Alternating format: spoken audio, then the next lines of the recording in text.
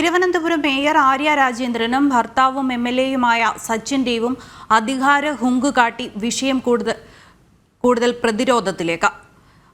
അനധികൃത പാർക്കിംഗ് തടഞ്ഞതിന്റെ പേരിൽ സെക്യൂരിറ്റി ജീവനക്കാരന്റെ ജോലി നഷ്ടപ്പെടുത്തിയ വാർത്ത കൂടെ പുറത്തുവന്നതോടെയാണ് എംഎൽഎ മേയർ ദമ്പതികളുടെ തൊഴിലാളി സ്നേഹത്തെ ചോദ്യം ചെയ്യുന്നത്. KSRTC ബസ്സിലെ മെമ്മറി കാർഡ് കാണാതായ വിഷയത്തിൽ പോലീസ് കേസെടുത്തതും ഈ വിഷയം കൂടുതൽ സങ്കീർണമാക്കിയിട്ടുണ്ട്. CPMലെ MLA മേയർ ദമ്പതിമാരുടെ അധികാര ഹുങ്കാണ് സമൂഹ മാധ്യമങ്ങളിലെ ഇപ്പോഴത്തെ തരംഗം.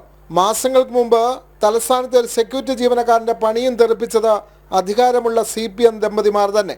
നോ പാർക്കിംഗ് സ്ഥലത്ത് വാഹനം പാർക്ക് ചെയ്യാൻ അനുവദിക്കാത്ത ചന്ദ്രബാബുവിനെയാണ് പിരിച്ചുവിടാൻ തിരുവനന്തപുരം മേയർ ആര്യ രാജേന്ദ്രൻ ഇടപെട്ടത്.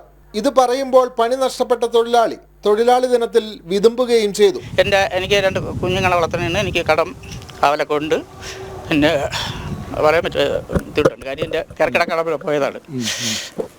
അപ്പോൾ ആ ഒരു ബുദ്ധിമുട്ടുണ്ട്. ആ ഇരട്ടവിളക്ക് നമ്മൾ ജോലിയിൽ നിന്ന് കഴിഞ്ഞാൽ നമുക്ക് 10-12 രൂപയാണ് കിട്ടണം. 10-12,000 രൂപ.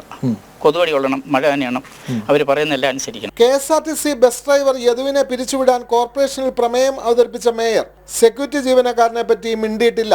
KSRTC ഡ്രൈവർ നൽകിയ പരാതിയിൽ കേസെടുക്കാത്ത പോലീസ് ബസ്സിലെ മെമ്മറി കാർഡ് കാണാതായ സംഭവത്തിൽ FIR രേഖപ്പെടുത്തുകയും ചെയ്തു. ഈ വിഷയത്തിൽ മേയർ പ്രതികരിച്ചുവെങ്കിലും സച്ചിൻ ദേവ് MLAയുടെ മൗനം തുടരുകയാണ്. ജനം, തിരുവനന്തപുരം.